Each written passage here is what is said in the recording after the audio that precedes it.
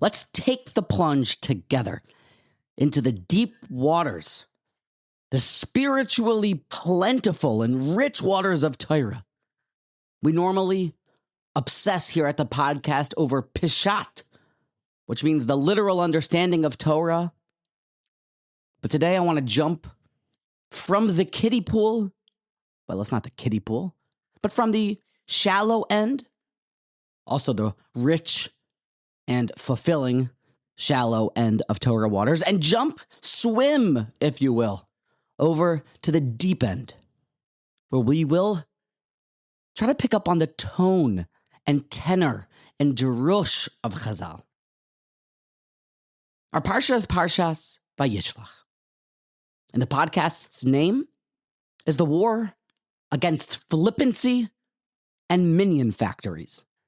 And allow me a minute or 20 to explain. We must start where all things begin, at the beginning. Parshas Vayishlach is about Yaakov preparing to meet Esav. Yaakov sends messengers to Esav, who he hasn't seen in 20 years, and he's afraid of his brother's wrath. We hear about Yaakov's wrestling with an angel. We are commanded not to eat the gid hanosha, the sciatic nerve. Yaakov and Esav reconcile. They finally meet and part peacefully. There's the horrible incident with the abduction of Yaakov's daughter Dinah, raped by Shechem. And then an act of war and revenge, Shimon and Levi slaughter all the male inhabitants of Shechem's metropolis.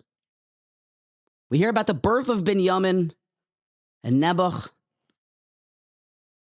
the death of Rachel Imenu, Rachel, Yaakov's beloved wife, who dies while giving birth to her second son. She's buried in Beis Lechem. We also hear about the death of Yitzchak Avinu, before the Parsha concludes with Esav's descendants and the kingdom and the princes and all those folks that sprung from Esav's loins.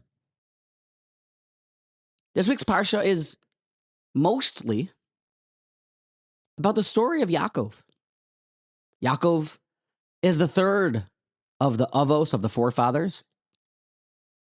Lech Lecha and Vayera was all about Avraham. Chayesara Toldos all about Yitzchak. And from here on, it's mostly going to be about Yaakov and all of Yaakov's children. Yaakov is the Bachir Ha'avos, the chosen one. He is who we call ourselves, the children of Israel. It's B'nai Yisrael. Yisrael is a code name for Yaakov. He earns that name in this week's Parsha. And each one of these patriarchs, that throughout their travels, while they were installing Judaism into effect, they all signify different aspects of Judaism. Associated with primary midos. Avraham is chesed, kindness, you know that. Yitzchak, gevura, strength and awe. Midas hadin, precision, you know that. Yaakov, titein emes Yaakov, normally about truth. But Chazal discuss an aspect of Yaakov Avinu's character that holds a crucial lesson for contemporary issues. It is an incredibly important yesod that solves a very large problem that modern society is now trying to handle. The yesod comes from the great Rosh Yeshiva and Torah giant of the Yeshiva of Greater Washington, Reb Aaron Lopiansky. He cited a Gemara in Pesachim.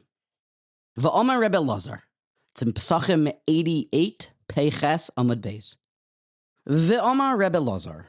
Mai tichse v'holchu amim rabim v'omru lechu v'na'ale el har Hashem el beis Elokei Yaakov. The pasuk, the prophecies of consolation, they contain the words that let us go up to the house of the God of Yaakov. The Gemara, Rebbe Lazar, has a question on the pasuk. Is it the house of just the God of Yaakov?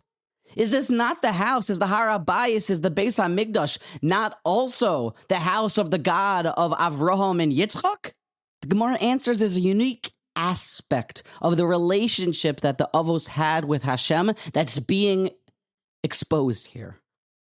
The pasuk says,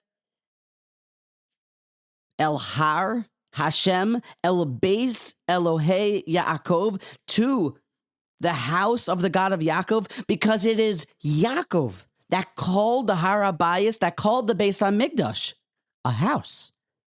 The other Avos referred to the Beis HaMikdash and its location, that plateau in Jerusalem, with a different noun.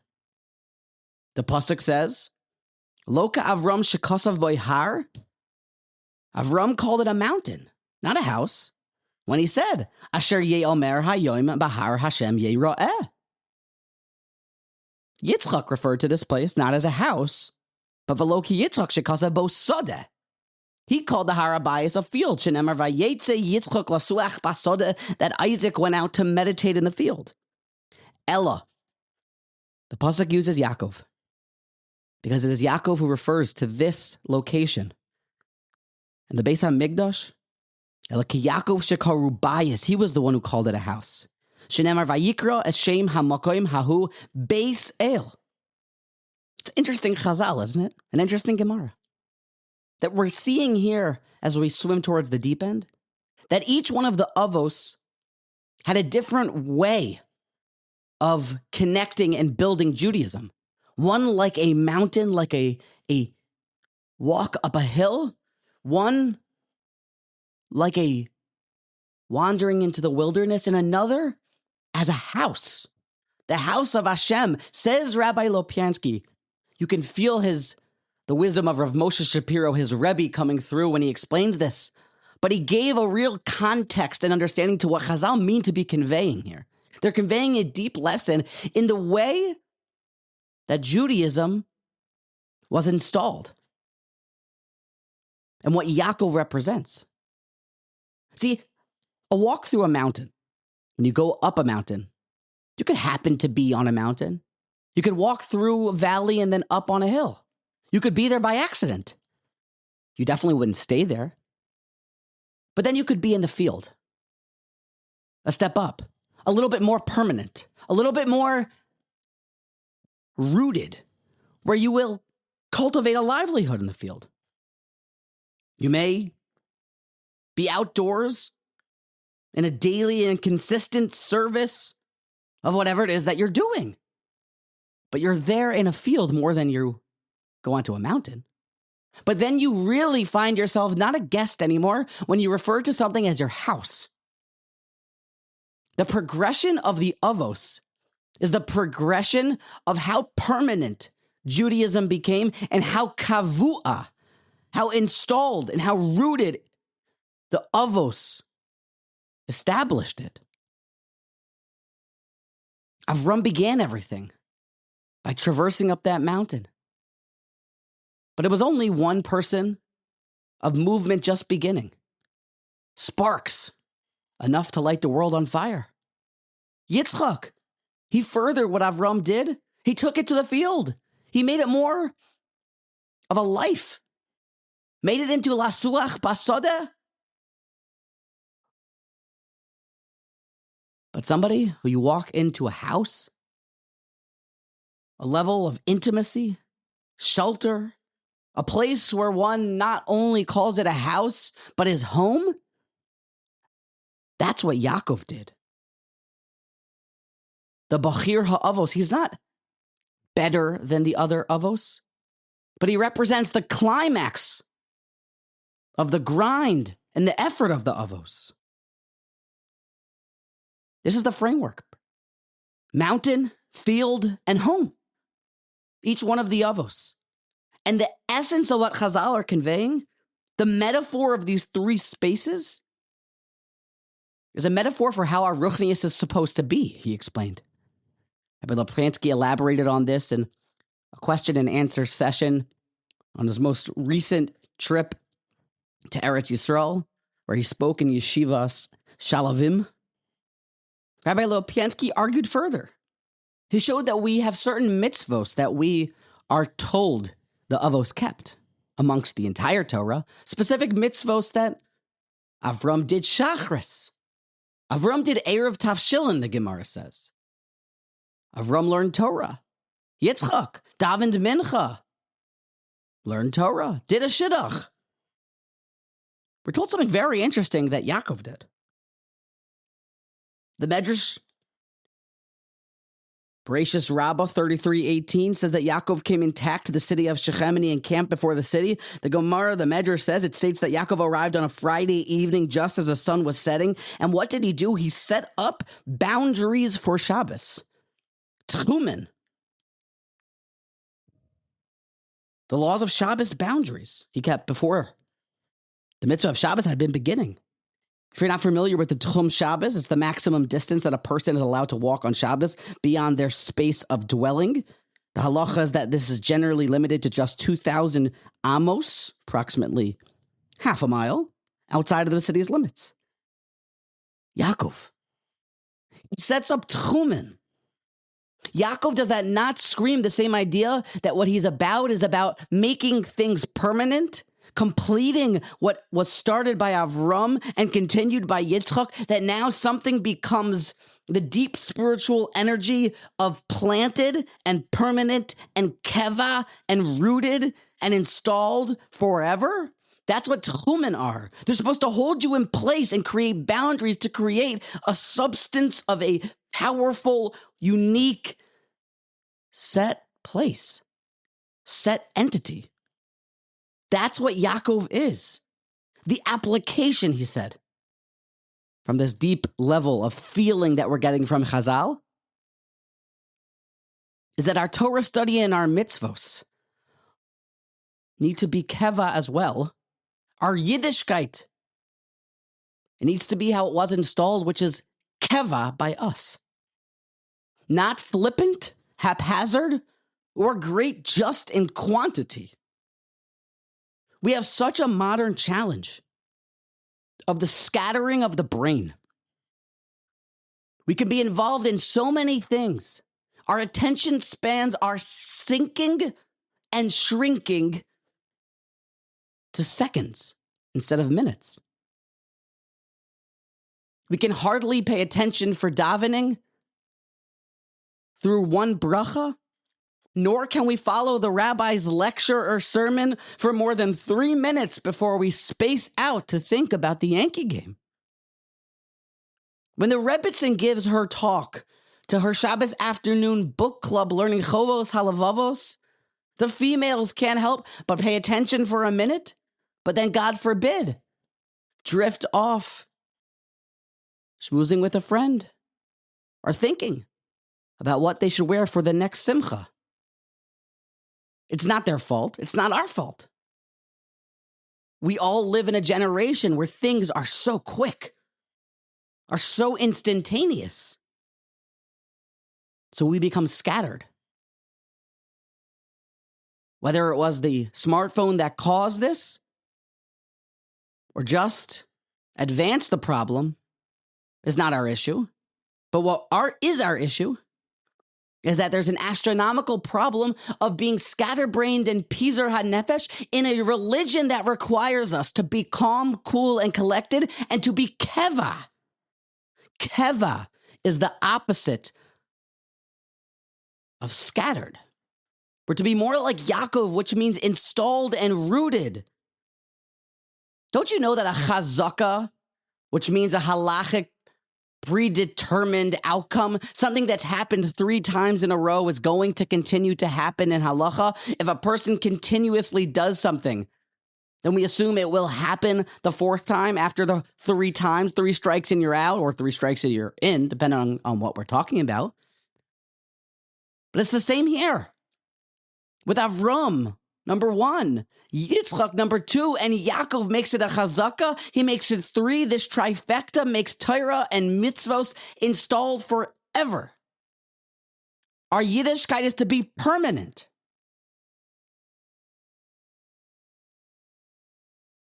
The highest level of our spiritual service is supposed to be with a deeper quality. How many of us have chavrusas? But they're quick. We get the pshat or we just go to the shir, which is great. But how many of us have 5 to 10 good minutes of slow thinking about what Chazal are saying in the Gemara?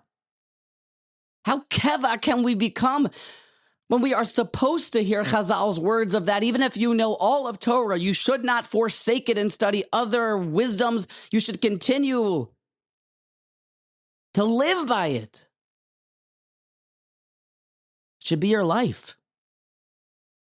And learn it over and over. Why? Because Torah should be keva. It should be deeper of quality, more permanent, and it will happen. This also sings so much to the Titain Emes Yaakov, because when something becomes more permanent, you're not just a guest in the house. You don't happen to be walking through the house, but instead you become living in the house. You become keva. That's when something is emes. Something's emistic. When the chavrusa is immovable. When something is not a chapping of it. When we are not quickly hustling in, but so many of the important obligations in your life, you know they can't be moved. It should be that way for your prayers and for your mitzvos and for your Torah. They're real. Asay toiroscha keva emor me'at ve'asay harbe. Shammai said, Mission Avos Aleph Tesvav. Make your Torah keva. Make it installed in your life. It's immovable. Make it start to become one with your bones. There's a great Maggid Shir of Bezalel Wagner, a Jewish philanthropist and superstar that may very well reveal himself as Mashiach. He is so holy, so pure, so kind, so understanding, and so giving.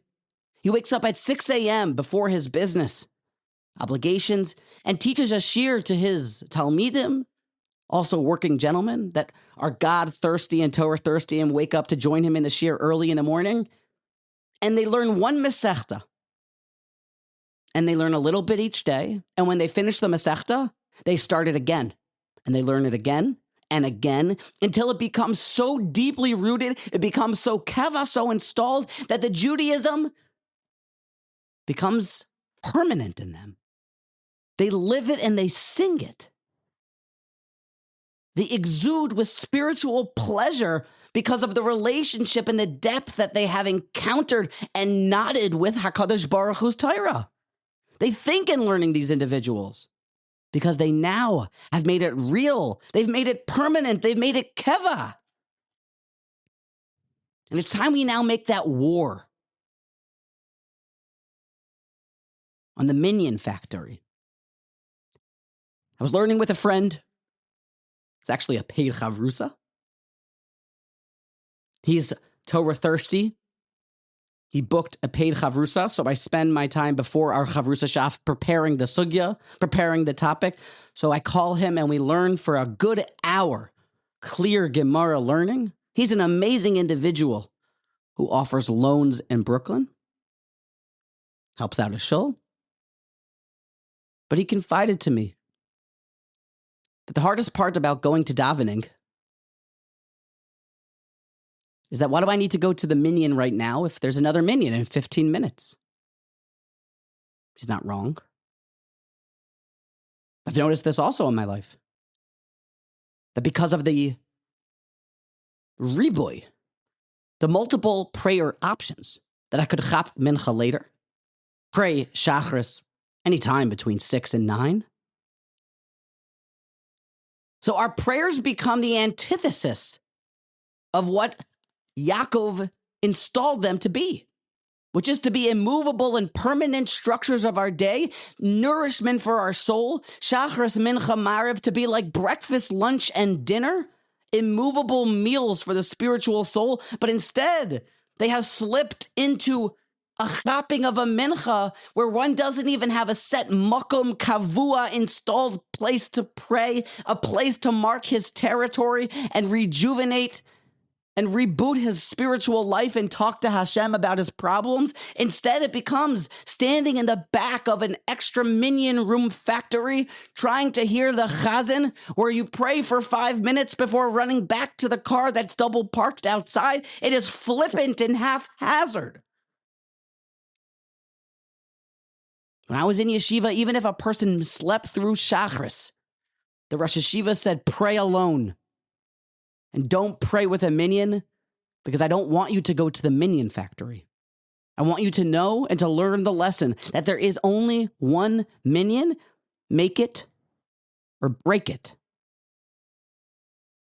Be there.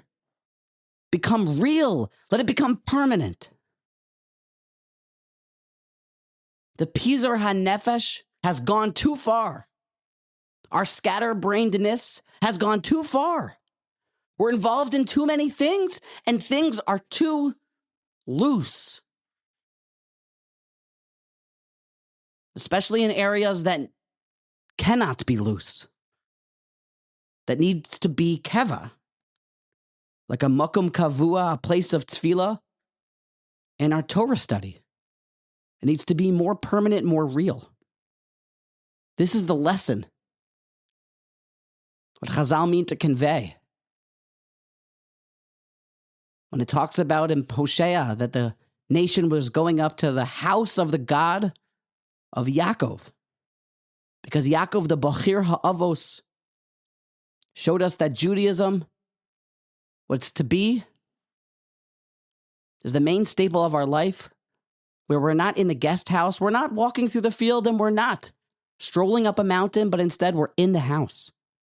And it's keva by us. And the real things in our life that are permanent, we should have that same relationship with our spirituality, with our avodas Hashem. I think you could agree that this lesson is important in a day and age where things are so not permanent, when things are so movable, pliable, flexible, disposable. It's not how it should be in the areas of life that are very important and crucial and vital to our success. Commit to some minutes of slow, patient learning.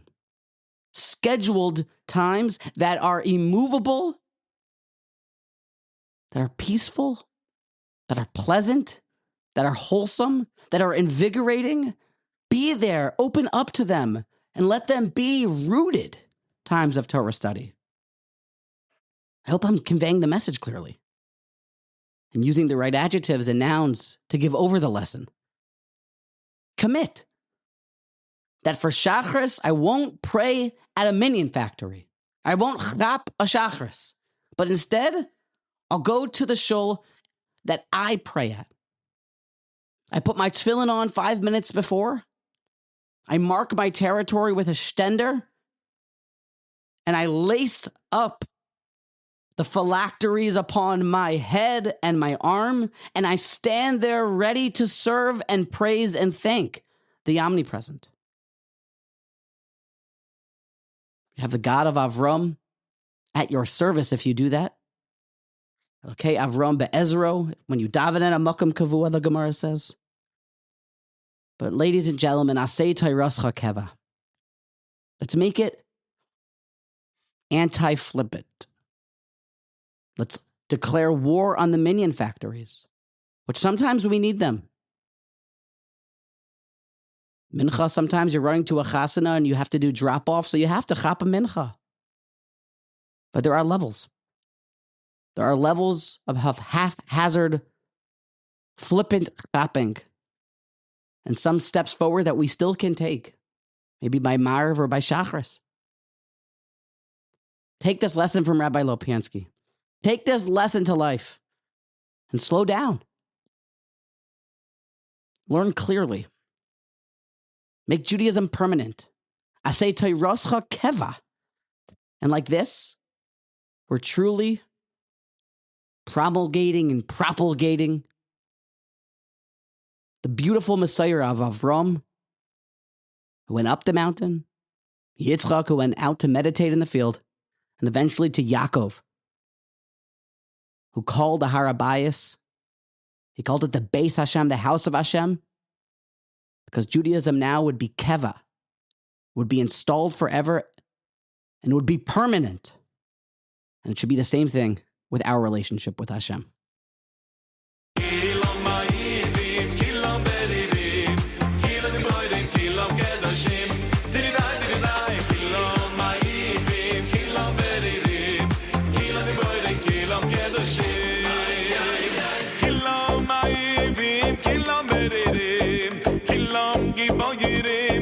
Kedoshim